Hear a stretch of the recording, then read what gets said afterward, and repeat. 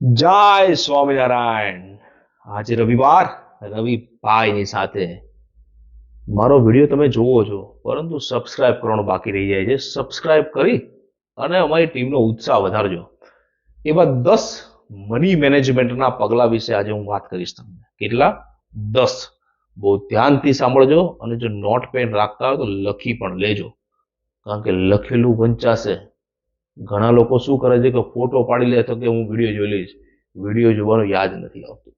મારી જેમ લખતા રહેજો। પહેલો નિયમ, આર્થિક નિર્ણયો આપણે જે લઈએ છીએ એની પાછળ કોણ છે એ ખાસ જોજો। તમે પોતે, તમારા પત્ની, કે તમારો પરિવાર, કારણ કે એની બહુ મોટી અસર થાય છે।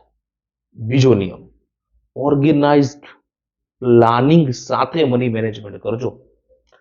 ત્રીજો નિયમ, તમારા પૈસા ક્યાં જાય છે ને તે જાણજો, નહીં તો એવું થશે કે તમે ક્યાં જશો ને એ જ નહીં ખબર પડે। ચોથો નિયમ, સ્માર્ટ થઈને ખરીદી કરજો, ભલે સ્માર્ટફોનમાંથી કરતા હો।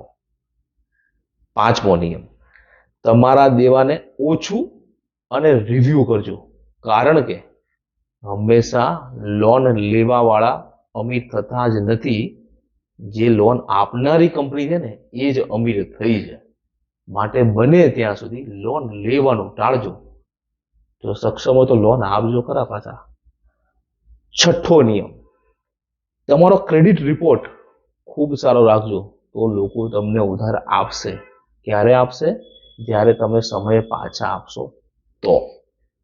સાતમો નિયમ, તમારા ભવિષ્ય માટે નાણાંની બચત કરતા રહેજો, કારણ કે આંખના પલકારામાં ભવિષ્ય આવી જાય છે। આઠમો નિયમ, ભવિષ્યના નાણાકીય લક્ષ્યો નક્કી કરજો,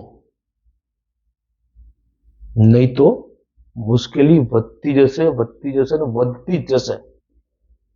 નવમો નિયમ, ખર્ચા લક્ષ્ય ઉપર ભારે ન પડે તે ખાસ ધ્યાનમાં રાખજો।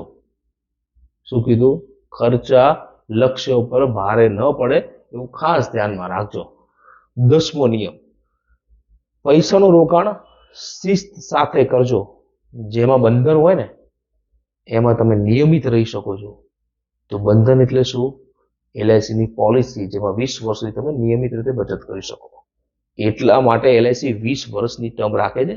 ઘણા બધા લોકોને નથી ગમતું હતું, પરંતુ તમે જાણો છો શિસ્તના ફાયદા શું છે। એવી રીતે મ્યુચ્યુઅલ ફંડની અંદર એસઆઈપી કરજો, તો દર મહિને તમારા ખાતામાંથી નિયમિત રીતે પૈસા કપાતા જશે। મારો એક વિડીયો છે, એ નીચે મેં ડિસ્ક્રિપ્શનની અંદર એની લિંક મૂકેલી છે। વિડીયોનું નામ છે IES ફોર્મ્યુલા। જો વિડીયો મારો સારો લાગ્યો હોય ને તો તમારા ગ્રુપ સર્કલની અંદર મોકલજો, મને કોમેન્ટ કરજો કે કેવો વિડીયો લાગ્યો, અને લાઈક કરવાનું ભૂલતા નહીં। જય સ્વામિનારાયણ।